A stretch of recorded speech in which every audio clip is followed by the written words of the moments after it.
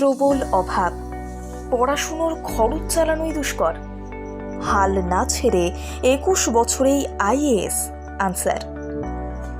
অভাব কখনো সাফল্যের পথে বাধা হয়ে দাঁড়াতে পারে না। অভাব কখনো সাফল্যের পথে বাধা হয়ে দাঁড়াতে পারে না। আইএএস আনসার শেখ নিজের জীবন দিয়ে এই সার সত্য বুঝিয়ে দিয়েছেন। কেমন ছিল তার লড়াই, জানুন তার সাফল্যের কাহিনী। লক্ষ্যে অবিচল থাকলে যে কোনো বাধাই তুচ্ছ মনে হয়। অভাব কখনো সাফল্যের পথে বাধা হয়ে দাঁড়াতে পারে না। আইএএস আনসার শেখ নিজের জীবন দিয়ে এই সার সত্য বুঝিয়ে দিয়েছেন। মহারাষ্ট্রের জালনা গ্রামের মারাঠপাড়া গ্রামে বড় হন আনসার।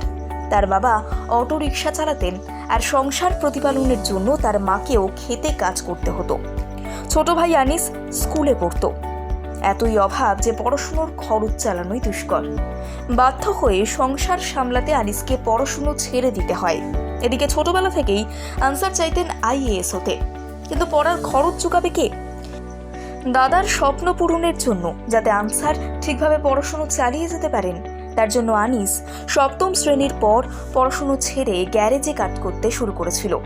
সেই টাকাতেই চলত সংসার। আনসারের ওপর আঁচও আসত না।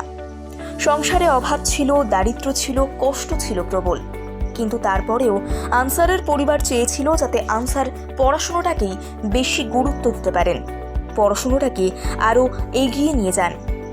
2012 সালে পুনের ফার্গুসন কলেজে তিনি যখন ভর্তি হন, তখন কেবলমাত্র 2 জোড়া জামা ছিল তার, আর মায়ের সঙ্গেই তিনি থাকছিলেন তখন। আনসারের ভাই বাবার হাতে তুলে দিত 6,000 টাকা, যা থেকে খানিক সঞ্চয়ের জন্য রেখে দিয়ে সেই টাকাটা আনসারকে দেওয়া হতো পড়াশুনো চালানোর জন্য। এই ফার্গুসন কলেজে পড়ার সময় ইউপিএসসি পরীক্ষার প্রস্তুতি নিতে শুরু করেন আনসার। ইউপিএসসিতে রাষ্ট্রবিজ্ঞান আর মারাঠি ভাষা ছিল তার ঐচ্ছিক বিষয়। দিনে পড়তেন 10 থেকে 12 ঘন্টা। নিষ্ঠা ছিল, কঠোর পরিশ্রম আর লক্ষ্যে অটল থেকেই সাফল্য এসেছে আনসারের জীবনে। 2016 সালে পরীক্ষায় বসেন আনসার শেখ, আর সেই প্রথম পরীক্ষাতেই ইউপিএসসি জয়। 21 বছর বয়সে আইএএস হয়ে তাক লাগিয়ে দেন আনসার। দেশের কনিষ্ঠতম আইএএস অফিসার সম্ভবত তিনি।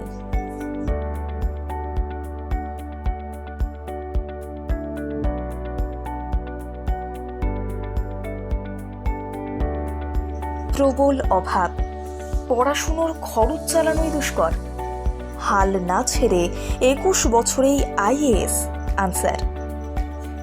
অভাব কখনো সাফল্যের পথে বাধা হয়ে দাঁড়াতে পারে না। অভাব কখনো সাফল্যের পথে বাধা হয়ে দাঁড়াতে পারে না। আইএএস আনসার শেখ নিজের জীবন দিয়ে এই সার সত্য বুঝিয়ে দিয়েছেন। কেমন ছিল তার লড়াই,